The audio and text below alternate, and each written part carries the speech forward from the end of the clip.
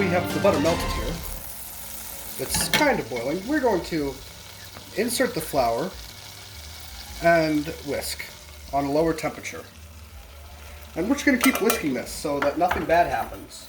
Because I heard if you don't keep whisking, bad things will happen. And that's going to be definitely not what I want to happen, so I'm just going to keep stirring this.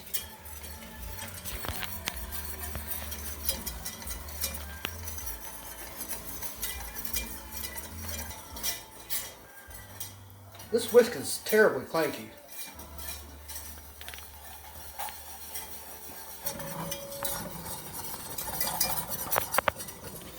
Okay, so you're going to do that until it's roughly this color.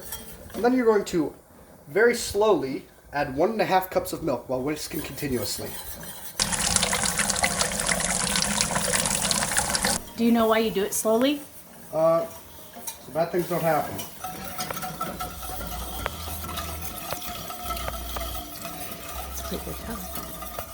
So now that I've slowly added the milk, spilling only a little bit, we have something that I believe is called a bechamel. If I keep stirring it, I want it to boil a little bit, so it's going to get thicker.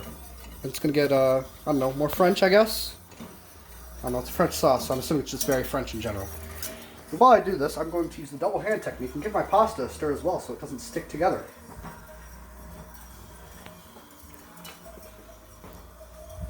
I don't know if I have to stir my milk, cheese, soon-to-be cheese sauce continuously, but I'm going to do so nothing bad happens. I think I was supposed to also add the nutmeg here. When you're doing this step, make sure you try to grab the nutmeg that you scrape the nast off first.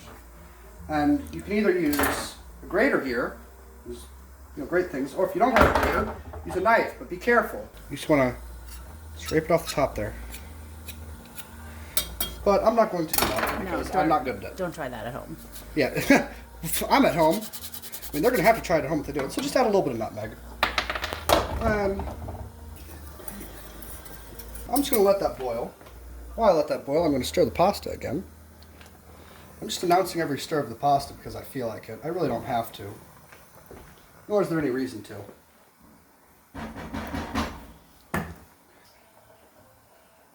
The milk is starting to bubble a little on the edges here, which is a good sign. It's also getting a little bit thicker, as you can tell. This is also good.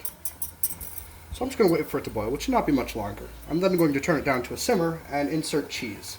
I'm going to be adding 2 ounces of cheese, which is not that entire bag. It's going to be an amount for that bag that I'm going to take a guess at. And since I love cheese, it's going to be a heavy guess. Probably more than 2 ounces. So to me, this looks now like it's boiling. So I'm going to give it a stir. Turn it down to medium-low. Take my cheese. Add it in a little bit at a time so that it will melt smoothly. I'm going to add a little bit more cheese. I'm doing this in batches so that it stays smoother, so it doesn't clump as if I added it all at once.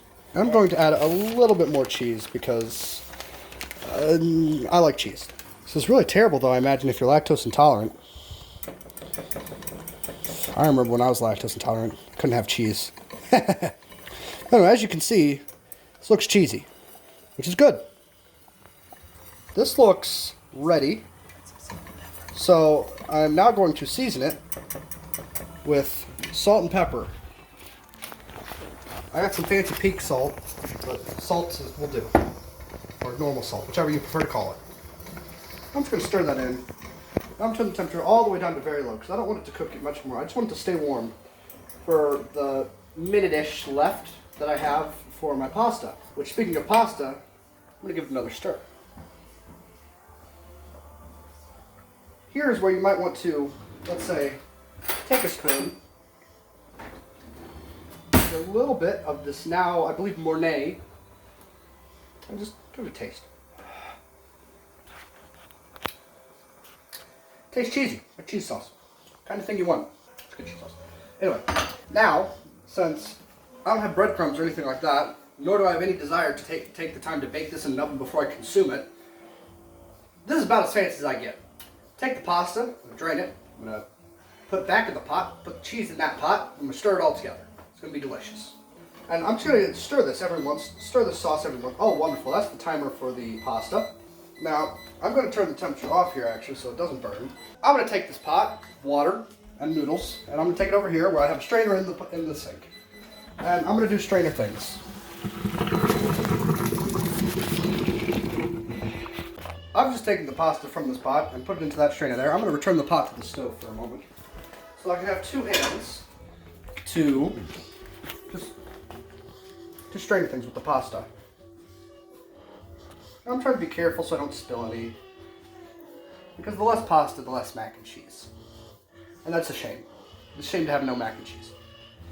So now that I'd say that's sufficiently strained, I'm going to return it to the pot over here, which the heat has been turned off. I'm going to toss that back in the sink. I'm going to remove one glove. I'm going to remove the whisk and put it in there for safety. And I'm going to slowly add the cheese to the pasta while stirring.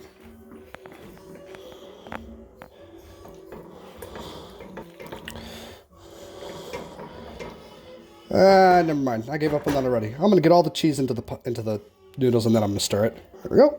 And now I'm going to stir the pasta.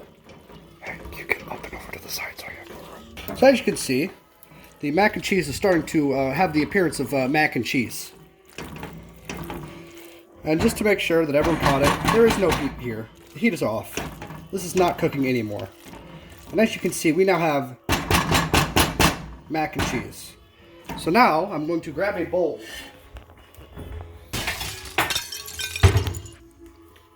And this bowl is a sufficient vessel so that I may, well, if I was smart, I would grab a giant spoon, but I'm not. So I'm just going to use the spatula to apply the mac and cheese to the bowl.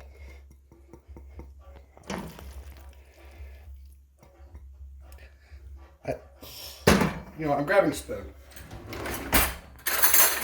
Now that I have a spoon, I can much easier apply the mac and cheese to the bowl. As you can see, now that I've applied the mac and cheese to the bowl, serving spoon, I will now apply the spoon to the bowl. And then I will apply the spoon of cheese and mac to my mouth. It's mac and cheese. I mean, anything I really have to say, it's delicious mac and cheese.